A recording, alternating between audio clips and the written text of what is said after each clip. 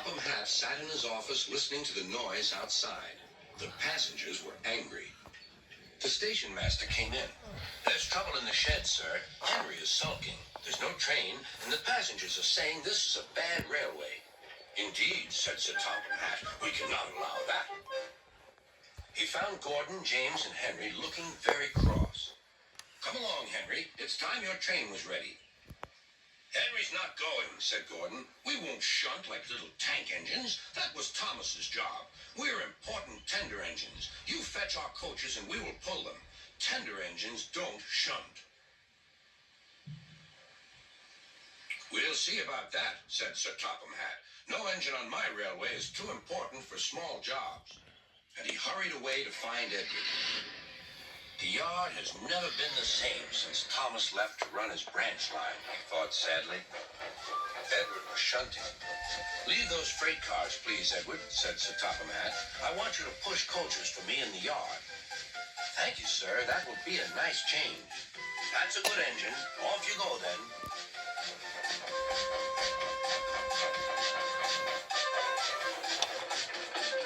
So Edward found coaches for the three engines, and that day the trains ran as usual.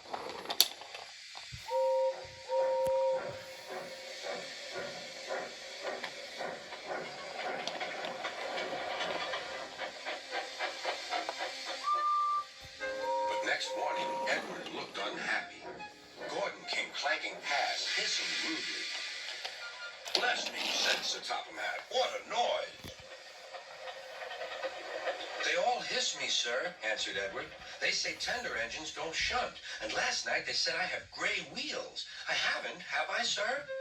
"No, Edward, you have nice blue ones, and I'm proud of you.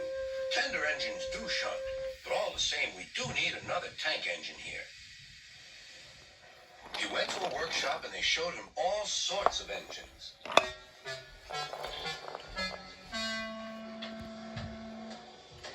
At last he saw a smart little green engine with 4 wheels. "That's the one," he thought. "If I choose you, will you work hard?" "Oh, sir. Yes, sir."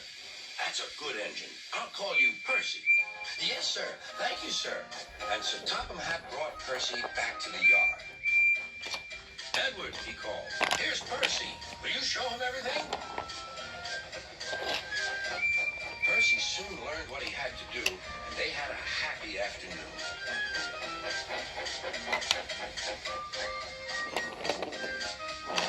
Then Henry came by, hissing as usual.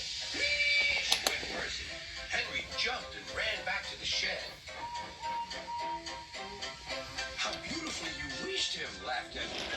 "I can't wheesh like that." "Oh," said Percy, "that's nothing. You should hear them in the workshop. You have to wheesh loudly to make yourself heard." Next morning, Thomas arrived. "Sir Topham Hatt sent for me. I expect he wants help," he said to Edward. "Shh, shh, here he comes," replied Edward. "Well done, Thomas. You've been quick. Listen, Henry, Gordon, and James are sulking. They say they won't shunt like little tank engines. So I have shut them up, and I want you both to run the line for a while." "Little tank engines indeed," snorted Thomas. "We'll show them. And Percy will help too." "Oh, sir. Yes, sir. Please, sir," answered Percy.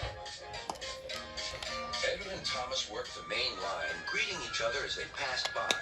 Percy puffed along the branch line. Thomas was anxious about Annie and Clarabelle, but both driver and conductor promised to take care of them. There were fewer trains, but the passengers didn't mind. They knew the 3 other engines were having a lesson. Gordon, James, and Henry were cold, lonely, and miserable. They wished now they hadn't been so silly.